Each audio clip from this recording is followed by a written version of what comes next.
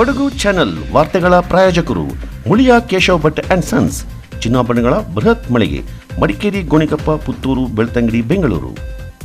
ಹೋಮ್ಸ್ಕೇಪ್ furnitures, ಕೊಡಗಿಗೆ ಸಮೀಪದ ವಿಶಾಲವಾದ ಮಳಿಗೆ, ಪಯ್ಯಾವೂರ್, ಕೇರಳ. ಶಾರದಾ ಜ್ಯುವೆಲರ್ಸ್, ಕೊಡಗಿನ ಸಾಂಪ್ರದಾಯಿಕ ಆಭರಣಗಳ ಬೃಹತ್ ಮಳಿಗೆ, Aras road, Mysuru. A to Z super market, Vishwamanava double road, Kuvempu Nagara, Mysuru. SLV promax, corn mix and corn products, Kushalnagar. Prashanth furnitures, ನಿಮ್ಮ ಅಂದದ ಮನೆಗೆ ಚಂದದ ಪೀಠೋಪಕರಣಗಳ ಮಳಿಗೆ, industrial area, Madikeri. Fabins family restaurant, ಬೆಕಾಚಿ resto cafe, always cell tower, Kohinoor ರಸ್ತೆ, ಮಡಿಕೇರಿ.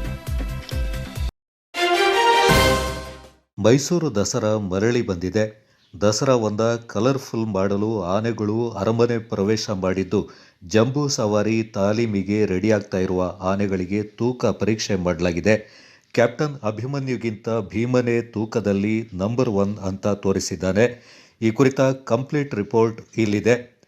ವಿಶ್ವವಿಖ್ಯಾತ ಮೈಸೂರು ದಸರಾ ಜಂಬೂ ಸವಾರಿಗೆ ರೆಡಿಯಾಗ್ತಾ ಇರುವ ಗಜಪಡೆಗೆ ತೂಕ ಪರೀಕ್ಷೆ ನಡೆಯಿತು.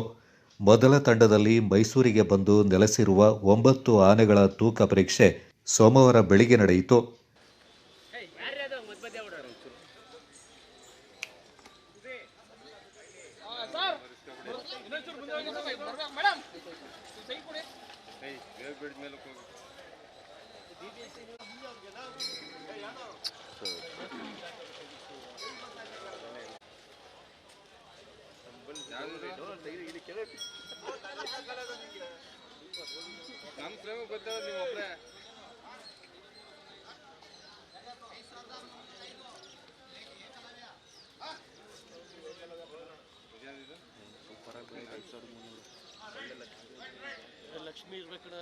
ಲಕ್ಷ್ಮಿ ಬಳ್ಳೆ ಲಕ್ಷ್ಮಿ.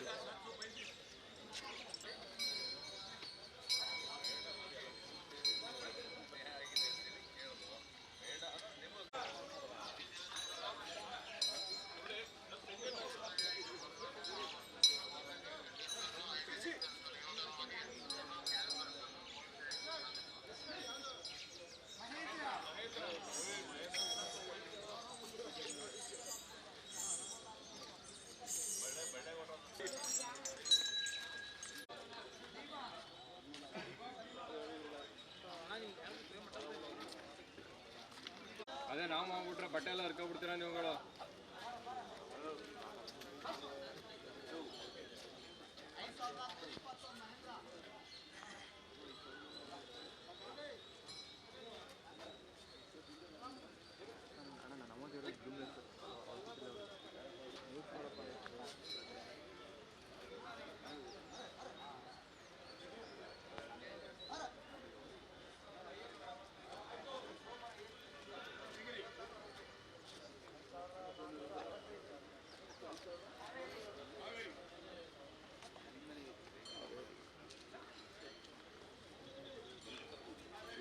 ತೊಳಿತಾ ಇದ್ದೀರಾ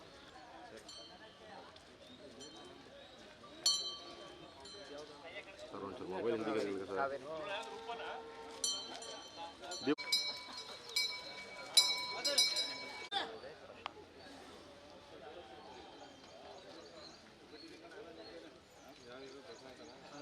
ಪ್ರಶಾಂತ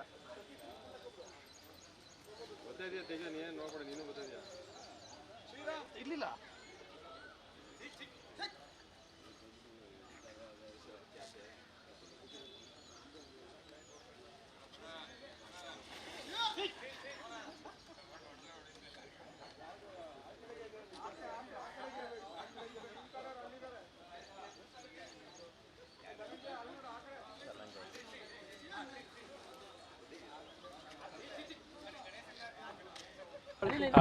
ನಾಡಹಬ್ಬ ದಸರಾ 2025 ಅಂಗವಾಗಿ ಮೊದಲೇ ತಂಡದಲ್ಲಿ ಆಗಮಿಸಿರ್ತಕ್ಕಂಥ ಆನೆಗಳಿಗೆ ನಾವು ಇವತ್ತು ತೂಕ ಪರೀಕ್ಷೆಯನ್ನು ಮಾಡಿದ್ದೀವಿ. ಆ ತೂಕ ಪರೀಕ್ಷೆ ಈ ಥರ ಇರುತ್ತೆ. ಅಭಿಮನ್ಯು 5360 kgಯನ್ನು ಭಾರವನ್ನು ಹೊಂದಿದ್ದಾನೆ. ತದನಂತರ ಏಕಲವ್ಯ 5305 kgಯನ್ನು ಹೊಂದಿದ್ದಾನೆ. Lakshmi 3735 kg, Mahendra 5120 kg, Bhima 5460 kg, ಕಂಚನ್ನು 4880 kg, Kaveri 3010 kg, Dhananjaya 5310 kg, Prashanta 5110 kg. So ಈ ಥರ ಎಲ್ಲ ಭಾರವನ್ನು ನಾವು ಹೇಳಿದ್ದೀವಿ. ಬಟ್ ಏನಂತಂದರೆ ಎಲ್ಲ ಆನೆಗಳು ಹೆಲ್ದಿ ಆಗಿದ್ದಾವೆ. ಈ ಸಲ ತೂಕ ಚೆನ್ನಾಗೇ ಇದೆ. ನಾವೇನು ಅಂದರೆ ಏರ್ಸೋ ಅಷ್ಟು ಏನೋ ಇದು ಇಲ್ಲ. ಹಾಗಾಗಿ ತುಂಬ ಆರೋಗ್ಯವಾಗಿದ್ದಾವೆ ಎಲ್ಲ ಆನೆಗಳು. ಎಲ್ಲ ಆನೆಗಳ ಆರೋಗ್ಯ ತುಂಬ ಚೆನ್ನಾಗಿದೆ. ಸೊ ಯಾವುದೂ ತೊಂದರೆ ಇಲ್ಲ. ಯಾಕಂದರೆ ಈಗ ನಾವು ತೂಕದ ಮೇಲೆ ನಾವು ಹೇಳ್ಬೋದು ಎಲ್ಲ 5000 ಆಸುಪಾಸದಲ್ಲಿದೆ ಅಂತಂದರೆ. ಸೊ ಒಳ್ಳೆಯ ಲಾಸ್ಟ್ ಟೈಮ್ ನಾವು ಕಳಿಸ್ಕೊಡುವಾಗ ಕೂಡ ಅಷ್ಟೇ ಇತ್ತು. ಸೊ ಈಗ ಅದೇ ವೆಯ್ಟ್ ಮೇಂಟೈನ್ ಆಗಿದೆ. ಅದಕ್ಕೆ ತೂಕ ಪರೀಕ್ಷೆ ಮಾಡೋ ಉದ್ದೇಶ ಅದರ ಹೆಲ್ತನ್ನು ಚೆಕ್ ಮಾಡುವಂಥ ಉದ್ದೇಶ ಇದು. ತೂಕದ ಮೇಲೆ ಓಕೆ ಅದು ಗಟ್ಟಿಯಾಗಿದೆಯೋ ಅಥವಾ ಏನಾದರೂ ಇನ್ನೂ ತೂಕ ಹೆಚ್ಚಿಸಬೇಕಾ ಅನ್ನೋ ಉದ್ದೇಶದಿಂದ ಸ್ಟೆಮ್ನ ಹೆಚ್ಚಿಸುವ ಸಲುವಾಗಿ ಅದನ್ನು ನಾವು ಚೆಕ್ ಮಾಡ್ತೀವಿ. ಅಂಬಾರಿ ಹೊರುವ ಅಭಿಮನ್ಯುವಿಗೆ ಸೆಕೆಂಡ್ ಪ್ಲೇಸ್. ತೂಕದಲ್ಲಿ ಕ್ಯಾಪ್ಟನ್ ಅಂದೇ ಹಿಂದಿಕ್ಕಿದ ಭೀಮ. ಭಾನುವಾರವಷ್ಟೇ ಅರಣ್ಯ ಭವನದಿಂದ ಅರಮನೆ ಅಂಗಳಕ್ಕೆ ಪ್ರವೇಶ ಮಾಡಿದ್ದ ಕ್ಯಾಪ್ಟನ್ ಅಭಿಮನ್ಯು ನೇತೃತ್ವದ 9 ಆನೆಗಳಿಗೆ ಧನ್ವಂತ್ರಿ ರಸ್ತೆಯಲ್ಲಿರುವ ಸಾಯಿರಾಮ್ ತೂಕ ಮಾಪನ ಕೇಂದ್ರದಲ್ಲಿ ವೆಯ್ಟ್ ಚೆಕ್ ನಡೆಯಿತು. ಈ ತೂಕ ಪ್ರಕ್ರಿಯೆಯಲ್ಲಿ ಗಜಪಡೆ ಕ್ಯಾಪ್ಟನ್ ಅಭಿಮನ್ಯುಗಿಂತಲೂ ಭೀಮ ಆನೆ ಹೆಚ್ಚು ತೂಕ ತೂಗುವ ಮೂಲಕ ಅಂಬಾರಿ ಹೊರುವ ಭವಿಷ್ಯದ ಆನೆಯಾಗಿ ಭರವಸೆ ಮೂಡಿಸಿದೆ.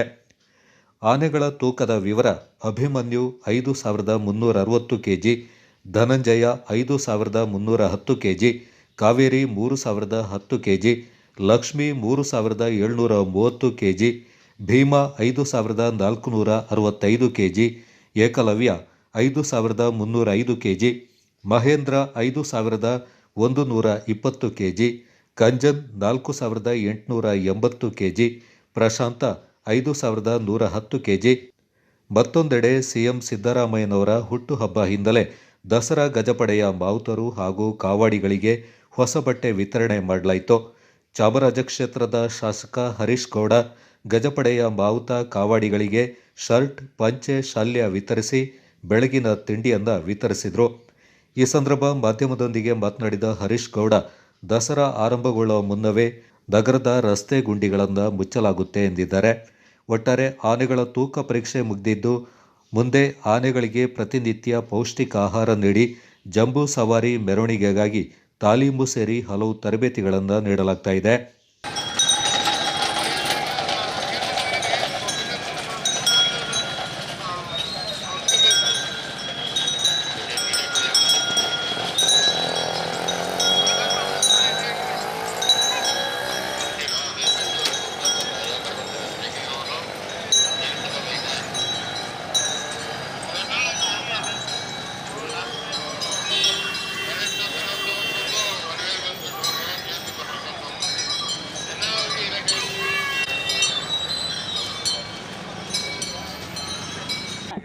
ಸರ್, ಇದು ನಮಗೆ ತುಂಬ ಸಂತಸದ ಸುದ್ದಿ. ಯಾಕಂದರೆ ಆನೆಗಳು ಬಂದು ಫಸ್ಟು ದಿವಸ ಪ್ಯಾಲೇಸ್ಗೆ ಬರ್ತಾ ಇದ್ದಂಗೆ ಮರು ದಿವಸನೇ ನಮ್ಮ ಹತ್ರ ಬಂದು ತೂಕ ಹಾಕಿಸ್ಕೊಂಡ್ರೆ ನಮಗೊಂಥರ ಮನಸ್ಸಲ್ಲಿ ಏನು ಫೀಲಿಂಗ್ ಅಂದರೆ ನಮ್ಮ ಹತ್ರದಿಂದನೇ ದಸರಾ ಸ್ಟಾರ್ಟ್ ಆದಂಗೆ ಇಲ್ಲಿಂದನೇ ಆದಂಗೆ ಅನ್ನಿಸ್ತದೆ ಸರ್. ಇದು ನಮ್ಮ ವೇವ್ರೇಜು 60 ವರ್ಷದ ಮೇಲೆ ಆಗೋಗ್ತು ಸರ್, ಅದಕ್ಕಿಂತ ಜಾಸ್ತಿ ಆಗಿದೆ. ಬಟ್ ಯಾವತ್ತಿಂದ ಆನೆ ತೂಕ ಮಾಡೋಕ್ಕೆ ಶುರು ಆಯಿತು ಇಲ್ಲಿಂದನೇ ಸರ್ ಸ್ಟಾರ್ಟ್ ಮಾಡ್ತಿರೋದು. ಮೋರ್ ದೆನ್ 30-35 ಇಯರ್ಸಿಂದನೂ ತೂಕ ಮಾಡ್ತಾನೇ ಇದ್ದೀವಿ ಸರ್. ಅದನ್ನು ಪ್ರತಿ ವರ್ಷ ಇದರಲ್ಲಿ ಏನು ಗೊತ್ತಾಗುತ್ತೆ ಅಂದರೆ ನಮಗೆ ಆನೆಗಳದ್ದು ನಿಮಗೆ ಗೊತ್ತಿರೋಂಗೆ ಅದ್ರ ವೆಯ್ಟ್ ನೋಡ್ತೀವಿ. ಮತ್ತು ಇಲ್ಲಿ ಒಳ್ಳೆ ನ್ಯೂಟ್ರಿಷಿಯಸ್ ಫುಡ್ ಎಲ್ಲ ಕೊಟ್ಟು ಅದನ್ನು ಡೈಲಿ ವಾಕಿಂಗಲ್ಲಿ ಹೋಗಿ ಅದಕ್ಕೆ ಪ್ರಾಕ್ಟೀಸ್ ಮಾಡೋದು ಆಗುತ್ತಲ್ಲ ಸರ್, ನಿಮಗೆಲ್ಲ ಗೊತ್ತಿರ್ಬೋದು. ಅದು ಮಾಡ್ತಾ ಇರೋದು ಹೌದು, ನಮ್ಮ ತಂದೆ ಕಾಲದಿಂದನೂ ಮಾಡ್ಕೊಂಬರ್ತಾ ಇದ್ದೀವಿ sir.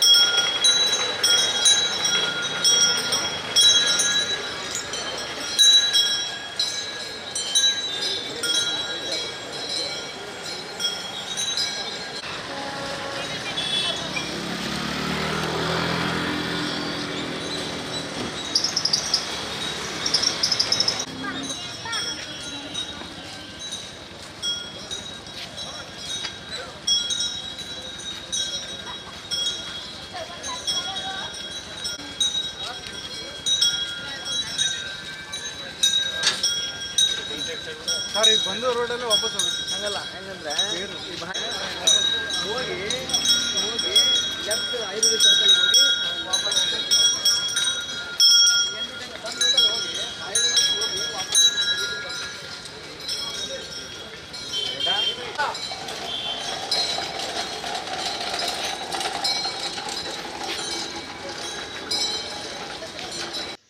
Special report Kodagu channel Mysuru.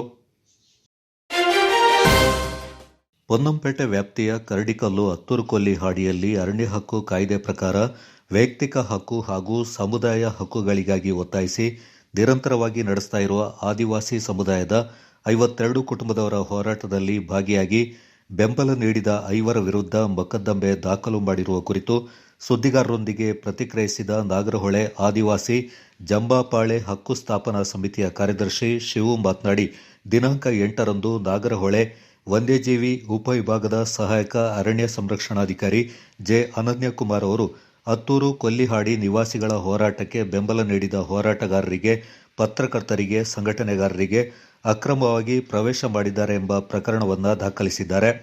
ಈ ಹೋರಾಟಕ್ಕೆ ಬೆಂಬಲ ನೀಡಿದ ಚೇತನ್ ಅಹಿಂಸಾ, ನ್ಯಾಷನಲ್ ಆದಿವಾಸಿ ಅಲಯನ್ಸ್ ಮುಖ್ಯಸ್ಥರಾದ ರಾಯ್ ಡೇವಿಡ್, ರಾಜಾರಾಮ್, ನಿಖಿತಾ ಜೈನ್, ಪತ್ರಕರ್ತೆ ಸರ್ತಾ ಜಾಲಿ ಸೇರಿದಂತೆ ಹಲವರ ವಿರುದ್ಧ ಪ್ರಕರಣ ದಾಖಲಿಸಿದ್ದಾರೆ. ಇವರೆಲ್ಲರೂ ಯಾವುದೇ ರೀತಿಯ ಸ್ವಇಚ್ಛೆಯಿಂದ ಬಂದಿರುವುದಿಲ್ಲ. ಹಾಡಿ ನಿವಾಸಿಗಳ ಹಕ್ಕುಗಳ ಸ್ಥಾಪನೆಯ ದಿನದಂದು ನಾವೇ ಸ್ವತಃ ಅವರನ್ನು ಬರಮಾಡಿಕೊಂಡಿದ್ದು, ಇವರ ವಿರುದ್ಧ ಉದ್ದೇಶಪೂರ್ವಕವಾಗಿ ಹಾಗೂ ಹೋರಾಟಕ್ಕೆ ಬೆಂಬಲ ಸೂಚಿಸದಿರಲು ಪ್ರಕರಣವನ್ನು ದಾಖಲಿಸಿರುವುದು ಖಂಡನೀಯವೆಂದರು. ಅಂತಾರಾಷ್ಟ್ರೀಯ ಆದಿವಾಸಿ ದಿನದಂದು ನಾವು ಇಲ್ಲಿ ನಾಗರಹೊಳೆಯ ಏನು ಅರಣ್ಯ ಪ್ರದೇಶ, ನಮ್ಮ ಸಾಂಪ್ರದಾಯಿಕ ಗಡಿಯ ಅಂಚಿನಲ್ಲಿ ಬರುವಂತಹ ಬಾಳೆಕೋವು ಹಾಡಿಯ ಪಕ್ಕದಲ್ಲಿ ನಾವು ಆದಿವಾಸಿ ಸಮುದಾಯಗಳು ಮತ್ತು ಅನೇಕ ರಾಜ್ಯ ಮಟ್ಟದ ಸಂಘಟನೆಗಳು ಮತ್ತು ಪ್ರಗತಿಪರ ಸಂಘಟನೆಗಳು ಎಲ್ಲ ಸೇರಿ ನಾವು ಈ ದಿನವನ್ನು ಆಚರಣೆ ಮಾಡುವ ಮುಖಾಂತರವಾಗಿ ಮತ್ತು ಹಾಗೆಯೇ ನಮ್ಮ ಈ ಒಂದು ಪ್ರದೇಶ ನಾಗರಹೊಳೆ ಪ್ರದೇಶ ಏನಿದೆ, ಈ ಪ್ರದೇಶ ನಮ್ಮ ಸಾಂಪ್ರದಾಯಿಕ ಗಡಿ, ನಮ್ಮ ಪೂರ್ವಜರ ಜನ್ಮದ ಭೂಮಿ ಮತ್ತು ನಾಗರಹೊಳೆ ಕಾಡು ಏನಿದೆ, ಇದು ನಮ್ಮ ಸಾಂಪ್ರದಾಯಿಕ ಮನೆತನಗಳ ತಾಣ ಅನ್ನೋದನ್ನು ನಾವು ನಮ್ಮ ಬೋರ್ಡ್ ನೆಡುವ ಮುಖಾಂತರ ಈ ಒಂದು ಕಾರ್ಯಕ್ರಮಕ್ಕೆ ಇವತ್ತಿನ ಒಂದು ಪ್ರತಿಭಟನೆ ಮತ್ತು ಈ ಒಂದು ಆಚರಣೆಗೆ ಚಾಲನೆ ನೀಡಿ ಈ ಒಂದು ವಿಚಾರದಲ್ಲಿ ಪ್ರಗತಿಪರ ಚಿಂತಕ ಹಾಗೂ ಚಲನಚಿತ್ರ ನಟ ಚೇತನ್ ಮಾತನಾಡಿ, ಆದಿವಾಸಿ ಜನರು ಮೂಲ ಜನಾಂಗ. 10-12 ಸಾವಿರ ವರ್ಷಗಳಿಂದ ಹಿಂದೆ ಕೃಷಿ ಆರಂಭವಾಗುವ ಮೊದಲು ನಾವೆಲ್ಲ ಆದಿವಾಸಿಗಳೇ. ಹಾಡಿ ನಿವಾಸಿಗಳಿಗೆ ಅರಣ್ಯದಲ್ಲಿ ಎಲ್ಲ ತರಹದ ಹಕ್ಕು ಇರಬೇಕೆಂಬುದು 2006ರ ಅರಣ್ಯ ಹಕ್ಕು ಕಾಯ್ದೆ ಅಡಿಯಲ್ಲಿದೆ. ಈ ಹಕ್ಕನ್ನು ಪಡೆದುಕೊಳ್ಳಲು ನಾಗರಹೊಳೆ ಪ್ರದೇಶದ ಜೇನುಕುರುಬರ ಹಾಡಿ ನಿವಾಸಿಗಳು ಹೋರಾಟ ನಡೆಸ್ತಾ ಇದ್ದ ಸಂದರ್ಭ ಬೆಂಬಲ ಸೂಚಿಸಬೇಕೆಂಬ ಮನವಿ ಮಾಡಿದ ಮೇರೆಗೆ ನಾಗರಹೊಳೆಯ ಹತ್ತೂರುಕೊಲ್ಲಿ ಹಾಡಿಯ ಹಾಡಿ ನಿವಾಸಿಗಳೊಂದಿಗೆ ಹೋರಾಟದಲ್ಲಿ ಕೈಜೋಡಿಸಿದ್ದೆವು. ಹೋರಾಟದಲ್ಲಿ ಭಾಗಿಯಾಗಿರುವುದಕ್ಕೆ ಆರ್ಎಫ್ಒ ಹಾಗೂ ಅರಣ್ಯ ಇಲಾಖೆಯಿಂದ ಸೂಚನಾ ಪತ್ರ ಬಂದಿದ್ದು, ಅದರ ಪ್ರಕಾರ ಅತಿಕ್ರಮ ಪ್ರವೇಶ ಹಾಗೂ ಹೋರಾಟಗಾರರಿಗೆ ಪ್ರಚೋದನೆ ನೀಡಿರುವುದಾಗಿ ತಿಳಿಸಿದ್ದಾರೆ. ಇದಕ್ಕೆ ಪ್ರತಿಯಾಗಿ ಇಂದು ಅರಣ್ಯಾಧಿಕಾರಿಯವರ ಕಚೇರಿಗೆ ಭೇಟಿ ನೀಡಿ ಕಾಡು ಆದಿವಾಸಿಗಳ ಹಕ್ಕು, ಅದೇ ರೀತಿ ಅರಣ್ಯ ಪ್ರವೇಶಿಸಬಾರದೆಂಬ ಯಾವುದೇ ನಾಮಫಲಕ ಇರಲಿಲ್ಲ. ನಾವು ಅಹಿಂಸಾ ಸಂಘಟನೆಯಲ್ಲಿ ನಂಬಿಕೆ ಇಟ್ಟು ಕಾರ್ಯನಿರ್ವಹಿಸ್ತಾ ಇರುವವರು, ಯಾವುದೇ ಕಾರಣಕ್ಕೂ ಹಿಂಸೆ ಪ್ರಚೋದನೆ ನೀಡಿಲ್ಲ. ಆದಿವಾಸಿ ಜನರ ಹಕ್ಕುಗಳನ್ನು ಎತ್ತಿ ಹಿಡಿಯಬೇಕೆಂಬ ಉದ್ದೇಶವಿದೆ. ಈ ಕುರಿತು ನಿಜಾಂಶವನ್ನು ಅರಣ್ಯಾಧಿಕಾರಿ ಅವರ ಎದುರು ಸಾಬೀತುಪಡಿಸಿದ್ದೇವೆ ಎಂದರು. ಹಾಗೂ ಮುಂದಿನ ದಿನಗಳಲ್ಲಿ ಯಾವುದೇ ವಿಚಾರಣೆಗೆ ಕರೆದರೂ ತಪ್ಪದೆ ಬರುವುದಾಗಿ ತಿಳಿಸಿದರು. ನಮ್ಮ ಮಾದರಿ ವಿಚಾರಗಳು ಏನಂದರೆ ಶಿಕ್ಷಿಸು, ಸಂಘಟಿಸು, ಹೋರಾಟ ಮಾಡು ಅನ್ನೋದನ್ನು ಜೀವಪೂರ ಅದನ್ನು ಕಾರ್ಯರೂಪಕ್ಕೆ ತರ್ತಾ ಇದ್ದಾರೆ. ಇದು ಒಂದು ದೇಶ ಕಟ್ಟೋ ಒಂದು ಕರೆ. ಸೊ ಆ ದೇಶ ಕಟ್ಟೋದರಲ್ಲಿ ಭಾಳ ಮುಖ್ಯ ಪಾತ್ರ ನಮ್ಮ ಮೂಲ ಜನ, ನಮ್ಮ ಆದಿವಾಸಿಗಳು ಆ ಪಾತ್ರ ವಹಿಸ್ತಾರೆ. 10-12 ಸಾವಿರ ವರ್ಷಗಳ ಹಿಂದೆ ನಾವೆಲ್ಲರೂ ಕೂಡ ಆದಿವಾಸಿಗಳೇ. ಆದಿವಾಸಿಗಳು 3 ಲಕ್ಷ ವರ್ಷದ ಮನುಕುಲದ ಇತಿಹಾಸದಲ್ಲಿ 96-97% ನಾವೆಲ್ಲರೂ ಕೂಡ ಆದಿವಾಸಿಗಳಾಗಿದ್ವಿ. ಆದರೆ ಇವತ್ತು ನಮ್ಮ ಮೂಲ ಜನ, ನಮ್ಮ ಮೂಲ ನಿವಾಸಿಗಳ ಕಷ್ಟಗಳ ಬಗ್ಗೆ ಈ ಆಳುವ ಶಕ್ತಿಗಳಿಗೆ ಯಾವ ಒಂದು ಕಾಳಜಿ ಇಲ್ಲ. ಈ ಕುರುಡ ಸರ್ಕಾರಗಳಿಗೆ ನಮ್ಮ ಕಷ್ಟಗಳ ಬಗ್ಗೆ ಯಾವ ರೀತಿ ಸ್ಪಂದಿಸೋ ಮನಸ್ಥಿತಿ ಇಲ್ಲ. ನಮಗೆ ಭಾಳ ಮುಖ್ಯವಾಗಿ ನಮ್ಮ ಶತ್ರು ಯಾರು, ಆದಿವಾಸಿಗಳ ಶತ್ರು ಯಾರು ಅಂತ ನಾವು ಅರ್ಥ ಮಾಡ್ಕೋಬೇಕು. ಆದಿವಾಸಿಗಳ ಶತ್ರು ಯಾವ ಜನಾಂಗ ಅಲ್ಲ, ಯಾವ ಧರ್ಮದವರು, ಯಾವ ಜಾತಿಯವರಲ್ಲ. ಆದಿವಾಸಿಗಳ ಶತ್ರು ಈ ಅಸಮಾನತೆ ಮತ್ತು ಅನ್ಯಾಯದಲ್ಲಿ ಕೂಡಿರೋ ವ್ಯವಸ್ಥೆ. ರಾಷ್ಟ್ರೀಯ ಆದಿವಾಸಿ ಒಕ್ಕೂಟದ ರಾಷ್ಟ್ರೀಯ ಸಂಚಾಲಕ ಹಾಗೂ ಕೊಡಗು ಗ್ರಾಮೀಣ ಅಭಿವೃದ್ಧಿ ಸಂಸ್ಥೆಯ ನಿರ್ದೇಶಕ ರಾಯ್ ಡೇವಿಡ್ ಮಾತನಾಡಿ, 1984ರಿಂದ ಆದಿವಾಸಿ ಜನರ ಹಕ್ಕುಗಳನ್ನು ಸ್ಥಾಪಿಸಲು ಪ್ರತಿ ಬಾರಿಯೂ ಬೆಂಬಲವನ್ನು ನೀಡ್ತಾ ಬಂದಿದ್ದೇವೆ. ಅದೇ ರೀತಿ ಹತ್ತೂರುಕೊಲ್ಲಿ ಹಾಡಿಯಲ್ಲಿ ಹೋರಾಟ ನಡೆಯುತ್ತಿದ್ದ ಸಂದರ್ಭ ಕಾನೂನಾತ್ಮಕ ಬೆಂಬಲ ಸಿಗದೇ ಇದ್ದ ಕಾರಣ ಆದಿವಾಸಿ ಮುಖಂಡರ ಆಹ್ವಾನದ ಮೇರೆಗೆ ಹೋರಾಟದಲ್ಲಿ ಭಾಗವಹಿಸಿದ್ದೆವು ಎಂದರು. ಆದಿವಾಸಿಗಳ ಒಟ್ಟಿಗೆ ನಾಗರಹೊಳೆ ಪ್ರದೇಶ ಮತ್ತು ಇಡೀ ಕೊಡಗಿನಲ್ಲಿ ನಾವು ಆದಿವಾಸಿಗಳ ಒಟ್ಟಿಗೆ ಕೆಲಸ ಮಾಡ್ತಾ ಅವರ ಹಕ್ಕುಗಳನ್ನ ಪಡೀಲಿಕ್ಕೆ ಸಹಕರಿಸ್ಕೊಂಡೇ ಬಂದವರು 84ರಿಂದ. ಈಗ ಮೇ 5ನೇ ತಾರೀಕು ಅವರ ಹಕ್ಕುಗಳಿಗೆ ಕಾನೂನುಬದ್ಧವಾಗಿ ಮನ್ನಣೆ ಮಾಡದಿದ್ದಾಗ ಆದಿವಾಸಿಗಳು ಅವರ ಹಕ್ಕನ್ನು ಸ್ಥಾಪನೆ ಮಾಡಲಿಕ್ಕೆ ಹತ್ತರಕೊಲ್ಲಿ ಹಾಡಿಗೆ ಹೋಗಿದ್ದರು. ಅದೇ ಸಂದರ್ಭದಲ್ಲಿ ನಮಗೆ ಬರಲಿಕ್ಕೆ ಹೇಳಿದ್ದಕ್ಕೆ ನಾವು ಆ ಹಾಡಿಗೆ ಹೋದೆವು. ನಾವು ಹೋದಂಥ ಸಂದರ್ಭದಲ್ಲಿ ACF ಈ ಥರ ಅರಣ್ಯ ಅಧಿಕಾರಿಗಳಿದ್ದರಲ್ಲಿ ಹಾಗೇನು ಮಾತಾಡಲಿಲ್ಲ, ಕೇಳಿಲ್ಲ. ಮತ್ತು ಪುನಃ 5ನೇ ತಾರೀಕು ತಿರುಗಿ ಅವರು ಅವರಿಂದ ಅವರ ಹಕ್ಕುಗಳು ಮನ್ನಣೆ ಆಗಲಿಕ್ಕೆ ತಡ ಆಗ್ತಾಯಿಲ್ಲ, ಬೇಕಾದರೆ PDO ಅವರು ಬಂದರೆ ಯಾರಿಂದ ತೊಂದರೆ ತಡ ಆಗ್ತಾಯಿದೆ ಅಂತ ತಿಳ್ಕೊಳ್ಬೋದು ಅಂತ ಹೇಳಿದರು. ಮಕ್ಕಳಿಗೆ ನಾಗರಹೊಳೆ ಕಾಡಿನ ಜಮ್ಮದ ಅಜ್ಜಯ್ಯನಿಗೆ, ನಾಗರಹೊಳೆ ಕಾಡಿನ ಅಜ್ಜಮ್ಮನಿಗೆ, ನಾಗರಹೊಳೆ ಕಾಡಿನ ಕುತ್ತಿ ಮನೆತನಗಳಿಗೆ, ನಾಗರಹೊಳೆ ಕಾಡಿನ ಸಾಂಪ್ರದಾಯಿಕ ಗಡಿಗಳಿಗೆ, ಕಾಡಿನ ಮಕ್ಕಳು ನಾವೇನೇ, ಕಾಡಿನ ಮಕ್ಕಳು ನಾವೇನೇ, ಬಿಡುವುದಿಲ್ಲ ನಮ್ಮ ಕಾಡು, ಬಿಡುವುದಿಲ್ಲ ನಮ್ಮ ಕಾಡು, ನಾಗರಹೊಳೆ ಕಾಡು, ನಾಗರಹೊಳೆ ಕಾಡು.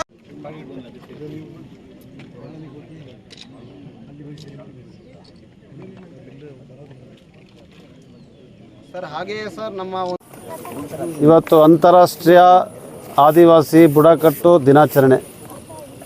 ನಿಮಗೆಲ್ಲರಿಗೂ ಕೂಡ ಈ ಅಂತಾರಾಷ್ಟ್ರೀಯ ಬುಡಕಟ್ಟು ದಿನದ ಆರ್ಥಿಕ ಶುಭಾಶಯಗಳು.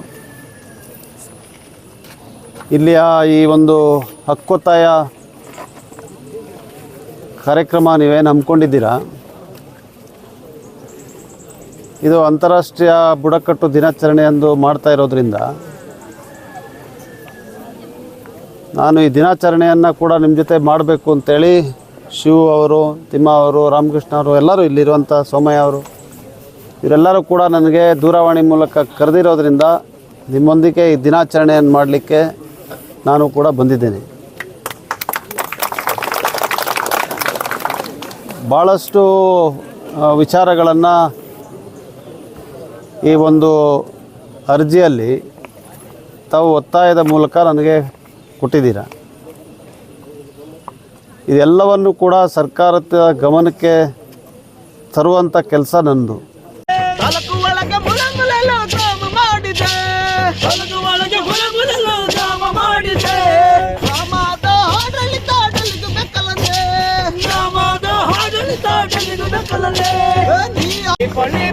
ನಗರ ಸೇರಿದಾಗ ಡೆಲ್ಲಿಲಿರ ದೊಡ್ಡಣ್ಣ ತಿರುಗಿ ನೋಡುನೆ ಪಳ್ಳಿನೇ, ತಿರುಗಿ ನೋಡುನೆ ಪಳ್ಳಿನೇ. ನಾಗರಹೊಳೆ ಜಂಬಾಪಾಳೆ ಹಕ್ಕು ಸ್ಥಾಪನಾ ಸಮಿತಿ ಅಧ್ಯಕ್ಷ JK ತಿಮ್ಮ ಹಾಗೂ CNAPA ಸಂಘಟನೆಯ ಸ್ವಯಂ ಸೇವಕ ರಾಜಾರಾಮ್ ಈ ಸಂದರ್ಭ ಪಾಲ್ಗೊಂಡಿದ್ದರು. ಕೊಡಗು ಚಾನಲ್ ನ್ಯೂಸ್, ಚಂಪಾ ಗಗನ, ಪೊನ್ನಂಪೇಟೆ.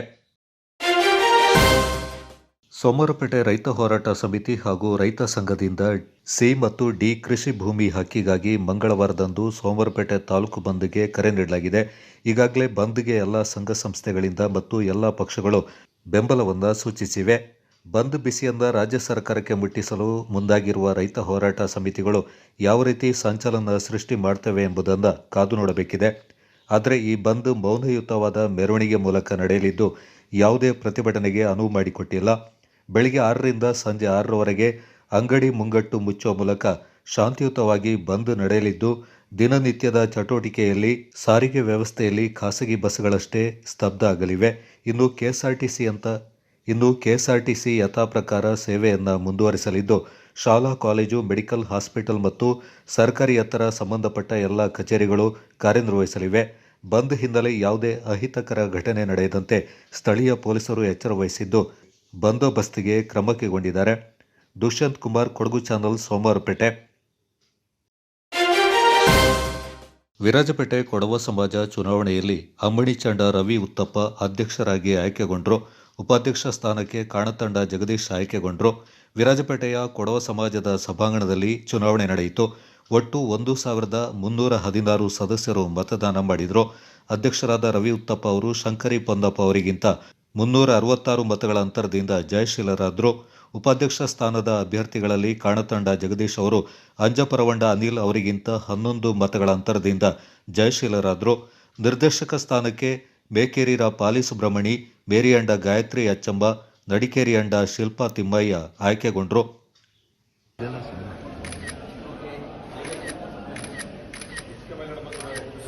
ಎಲ್ಲರಿಗೂ ನಲ್ಲಮೆ ನಾಕಿಂದು ಓಟಿಟ್ಟು ಗಲ್ಚಿಟ್ಟ ಇಂಕೆಲ್ಲರಿಗೂ ನಾನು ನಲ್ಲದು ಬಾಯ್ದವಿ. ನಾನು ನಿಂಗೆ ಬೆಚ್ಚಂತ ஒரு ವಿಶ್ವಾಸನ ಉಳಿಚಿಟ್ಟನ್ನು ನಲ್ಲ ಕೆಲಸ ಮಾಡಿತ್ತು. ನಾನು ಎಂತ ನಿಂಗೆ ತಕ್ಕದಂತಿಂಗೆ ಆ ತಕ್ಕನ ಉಳಿಚಿಟ್ಟಂಡು ನಾನು ಈ ಕೊಡಬೇಕು ಕೊಡೋ ಸಮಾಜಕ್ಕೆ ನಾನು ಐಚಿತ್ತು ನಲ್ಲವರು ಕಾರ್ಬಾರ್ ಮಾಡಿದ್ದು ಕಾಟಿ ತಪ್ಪಿ ನನ್ನ ಮೇಲೆ ವಿಶ್ವಾಸ ಬೆಚ್ಚಿತ್ತು ನಾಕು ಓಟಿಟ್ಟು ತುಳಿರ ಅದಕ್ಕೆ ನಾನು ಬದ್ಧನಾಯ್ತಿಂತ ಆ ಕೆಲಸ ಮಾಡಿತ್ತು. ನಾನು ಕಾಟಿದ ನಲ್ಲವರು ಕಾರ್ಬಾರ್ ಮಾಡಿ ತಪ್ಪಿ ನಿಂಗಡೆಲ್ಲ ಸಹಕಾರ ಹಿಂಡಿಂದಾಚಿ ಸಮಾಜತನ ಇನ್ನೂ ಅಭಿವೃದ್ಧಿ ಮಾಡೋಕ್ಕೆ ನಿಂಗಡೆಲ್ಲ ಸಹಕಾರ ಕಟ್ಟವಿ. ಎಲ್ಲರ ನಂಗಡ ಕಾರ್ಯಕಾರಿ ಮಂಡಳ ಸಹಕಾರ ಬೆಚ್ಚಂಡು ಹೊರಮೇಜನೋಡ ಸಹಕಾರ ಕೂತ್ಕೊಂಡು ನಂಗಡ ಸದಸ್ಯಗಳು ಸಹಕಾರ ಕೂತ್ಕೊಂಡು ಈ ಸಮಾಜದ ತುಂಬ ಅಭಿವೃದ್ಧಿ ಮಾಡೋಕ್ಕೆ ನಾನು ನಂಗಡ ಎಲ್ಲ ಕಾರ್ಯಕಾರಿ ಸಮಿತಿಯು ಅದಕ್ಕೆ ಪ್ರಯತ್ನ ಪಡುವ ಅನ್ನುವಂಥವ್ರು.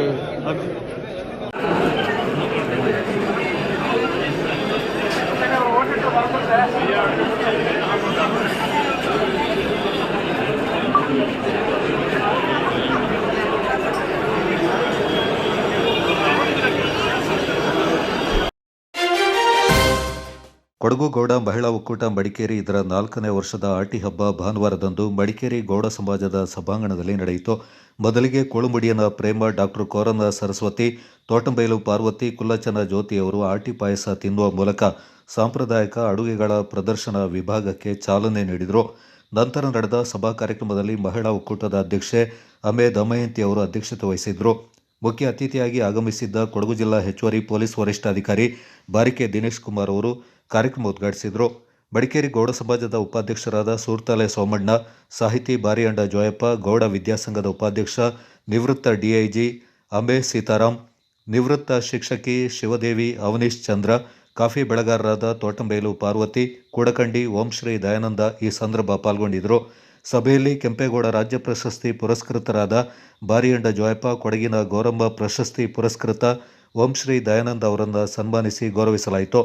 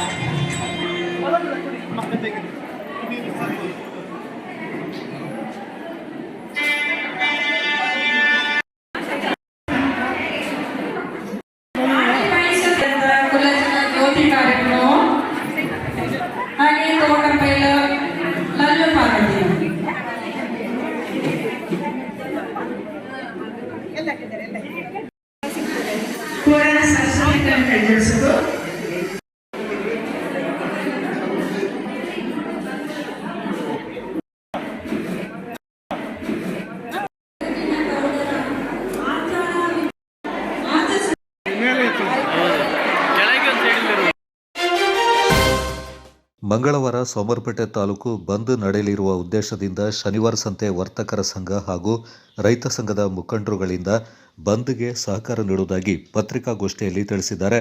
ಸೋಮವಾರ ಶನಿವಾರ ಸಂತೆ ಪತ್ರಿಕಾ ಭವನದಲ್ಲಿ ಪತ್ರಿಕಾ ಹೇಳಿಕೆ ನೀಡಿದ್ದಾರೆ. ಎಲ್ಲ ವರ್ತಕರು ಹಾಗೂ ಸಾರ್ವಜನಿಕರು ಬಂದ್ನಲ್ಲಿ ಕೈಜೋಡಿಸುವಂತೆ ಕರೆ ನೀಡಿದ್ದಾರೆ.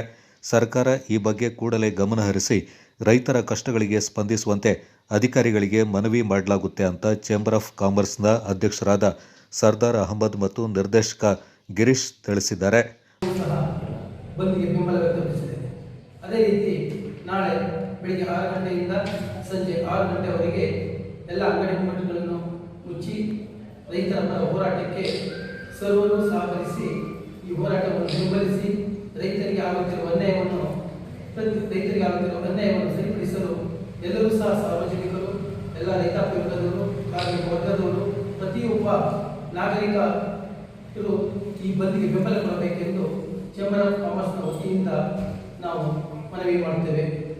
ಹಾಗೂ ನಾಳೆ ನಡೆಯುವ ಈ ಬಂದ್ಗೆ ಇತರೆ ಎಲ್ಲ ವರ್ಗದ ಕಾರ್ಮಿಕರು ಸಹ ಇದಕ್ಕೆ ಸಂಪೂರ್ಣ ಬೆಂಬಲ ನೀಡಿ ಈ ಬಂದನ್ನು ಯಶಸ್ವಿಗೊಳಿಸಿ ರೈತರ ವರ್ಗ ಒಗ್ಗಟ್ಟನ್ನು ಕಾಪಾಡಿ ರೈತರಿಗೆ ನ್ಯಾಯವನ್ನು ತಿಳಿಸಿಕೊಡಲಿಕ್ಕೆ ನಾವೆಲ್ಲರೂ ಸಹಕಾರ ನೀಡಬೇಕು. ನಿರ್ದೇಶಕ ರೈತ ಹೋರಾಟ ಸಮಿತಿಯ ಸಂಚಾಲಕರು ಭರತ್ ದಿಲೀಪ್ ಮೂದರವಳ್ಳಿ, ಚೇಂಬರ್ ಆಫ್ ಕಾಮರ್ಸ್ನ ನಿರ್ದೇಶಕರಾದ ಕಿರಣ್, ರೈತ ಹೋರಾಟ ಸಮಿತಿಯ ಸದಸ್ಯರಾದ ಭರತ್ ಕುಮಾರ್ ಹುಲುಸೆ, ದಿಲೀಪ್ ಎಂಆರ್, ವಿನೋದ್, ಪುನೀತ್ ತಾಳೂರು ಮತ್ತಿತರರು ಈ ಸಂದರ್ಭ ಪಾಲ್ಗೊಂಡಿದ್ದರು.